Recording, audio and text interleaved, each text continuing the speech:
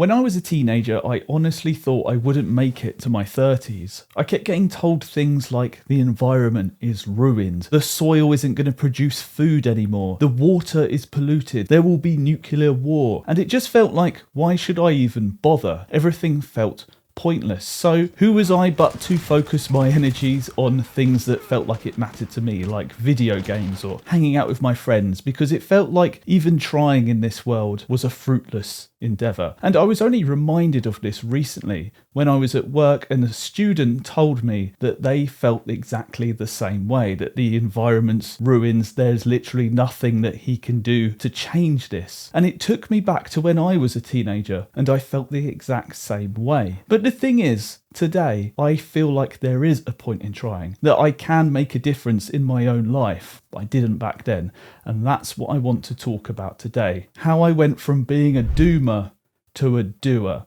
So back then, when I was a doomer, I was just told the world is ruined. And I think that this is really enhanced if you go on social media, because it can perpetuate that message to you. You're now in the circle of people who complain about the environment, that there's no point, that everything is pointless. And the thing is, going back to that classroom that I was in, the general consensus from everyone was, why should I care about the environment? Why should I even bother trying? It's already gone too far. And the thing is, I totally agreed with them when I was younger. I felt the exact same way, because it feels like it's such a huge task. Like, how can you make any difference in this world? But as I've got older, and it turns out my life did not end, I kept going, there is a point to trying, even just for yourself. Yes, it does still feel like I can't make even the slightest bit of difference in this world when it comes to the environment, the pollution. What I do, my impact compared to what governments do, there's such a huge difference. And that's what the sentiment was in this classroom too. They were saying, why should I bother turning my light off at night when there's these people dumping all this stuff in the sea, when there's these wars going on? Me leaving the night on overnight isn't going to make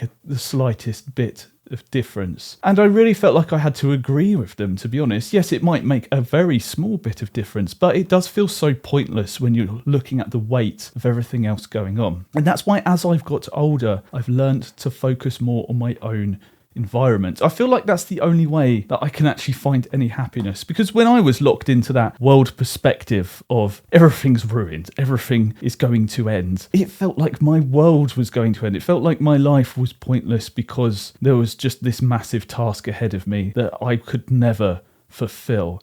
And I really, really sense that a lot of people who are teenagers of today, they feel that, but so much more. Like I said, with social media, you can get instant access to all the bad things that are happening throughout the world. But the thing is, the internet is not very good at showing you the good things that happen throughout the world. So you're pretty much just feeding into this machine of negativity. It's an endless machine of, this is bad, this has gone wrong, this war started. I get it.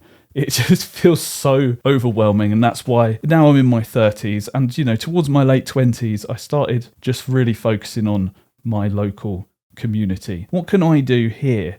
And really, it all starts off with, what can you do for yourself? How can you improve your own life? How can you improve your own environment in just your room?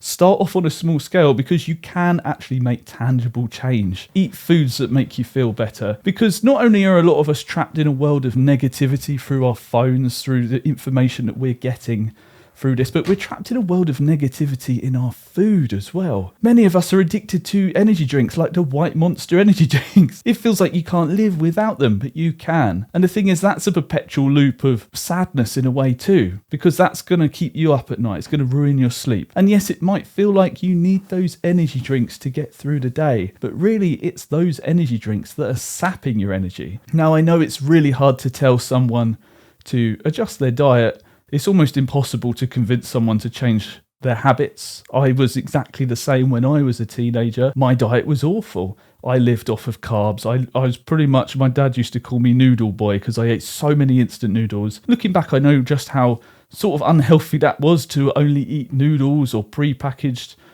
waffles, carbs.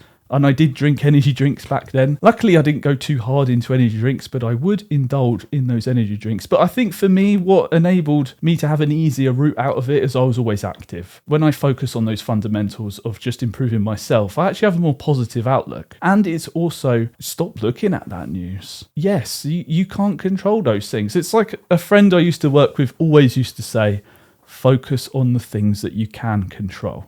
Because I'm of that person, of that ilk, that I get very overwhelmed and I catastrophize things. When the invasions that happened across the world, when I heard those news, it sent me into a bit of a panic. What can I do? I completely had a meltdown. I catastrophized. And since then, I've learned to just try and focus on the things that you can control. And what are those things? Well, it's like focus on cleaning your room. Like Jordan Peterson once said, clean your room.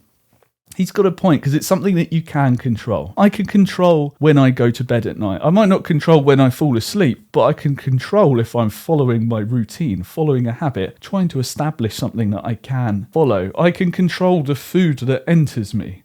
I can control what I eat. I can control what I do. I can control what I look at. When you do load up YouTube, you might get suggested something that you don't want to see. For me, that might be news related. You can't always control what you see.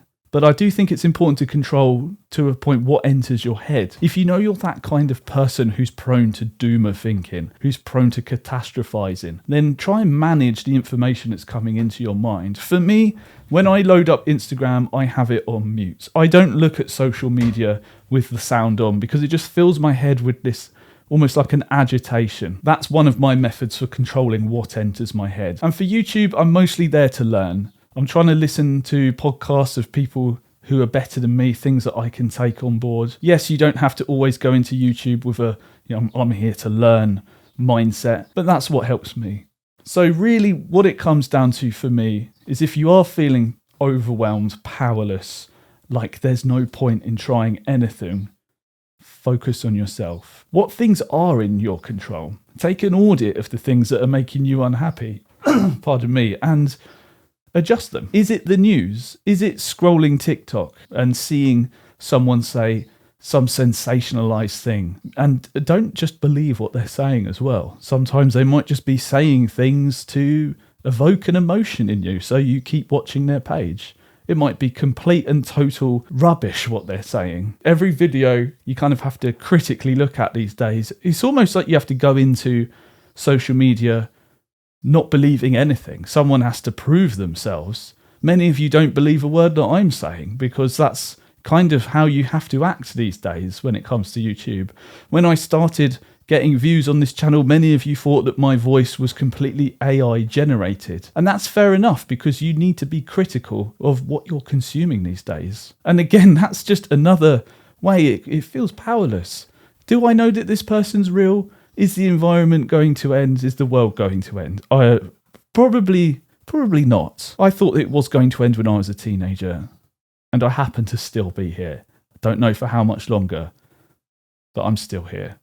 So it is worth trying to improve your own life for the sake of yourself and for the sake of the people around you. Try and help and improve their lives too, and focus on the things that you can control. If you want to hear more from me, click this video here. Thanks for listening.